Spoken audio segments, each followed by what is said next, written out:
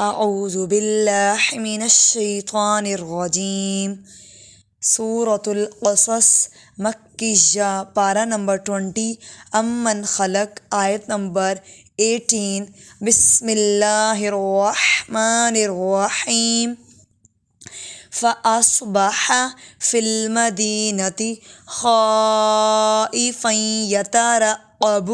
يَتَرَقَّبُ فَإِذَا الَّذِي اسْتَنصَرَهُ بِالْأَمْسِ يَسْتَصْرِخُ قَالَ لَهُ مُوسَىٰ إِنَّ نون مشدد ہے، غنہ ہوگا۔ نون مشدد اور میم مشدد پر ہمیشہ غنہ ہوتا ہے۔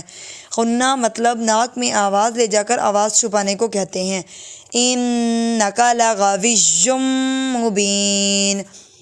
فَلَمَّا أَنْ أَرَادَ أَنْ يَبْطِشَ بِالَّذِي هُوَ عَدُوٌّ لَهُمَا قَالَ يَا مُوسَىٰ أَتُرِيدُ دو ایسے لمبا نہیں کر سکتے، أَتُرِيدُ ایسے بھی نہیں پڑھیں گے، أَتُرِيدُ أَن تَقْتُلَنِي، کاف حروف کلکلہ میں ہے، تَقْتُلَنِي كَمَا قَتَلْتَ نَفْسًا، جہاں کہیں بھی چھوٹی سی میم لکھی آ جائے اس کو بولتے ہیں میم قطنی، اور وہاں پر میم کی آواز آئے گی۔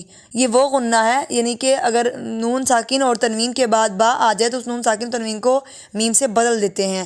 نفسم بالامس، یہاں رکیں گے تو بالامس پڑھیں گے، یعنی نون ساکن اور تنوین کے بعد دو زبر ہے، دو زبر کو بولتے ہیں تنوین، اس کے بعد با آ گیا بی، تو اس لیے نون کو دو تنوین کو میم سے بدل دیا، دو زبر کو میم سے بدل دیا، دو زبر کو تنوین کہتے ہیں۔ ان تريد الا ان تكون جبارا في الارض وما تريد ان تكون من المصلحين۔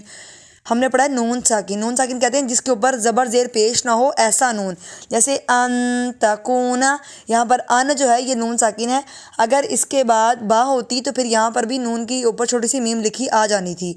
وَجَاءَ رَجُلٌ مِّنْ أَقْصَى الْمَدِينَةِ يَسْعَىٰ قَالَ يَا مُوسَىٰ إِنَّ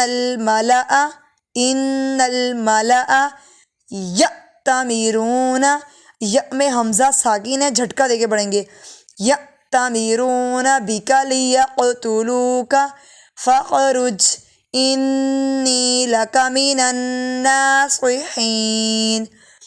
جزاکم اللہ خیرا کثیرا۔ ہم پڑھے تھے رمضان کے عشرے کی دعا، اور ہم پڑھیں گے اب رمضان کے تیسرے عشرے کی دعا۔ رمضان کے تیسرے عشرے کی دعا، اللہم اجرنی من النار، اس کا مطلب ہے اے اللہ مجھے جہنم کی آگ سے پناہ دے، اجرنی مجھے، اللہم اجرنا من النار، اے اللہ ہمیں جہنم کی آگ سے پناہ دے۔ جزاکم اللہ خیرا کثیرا۔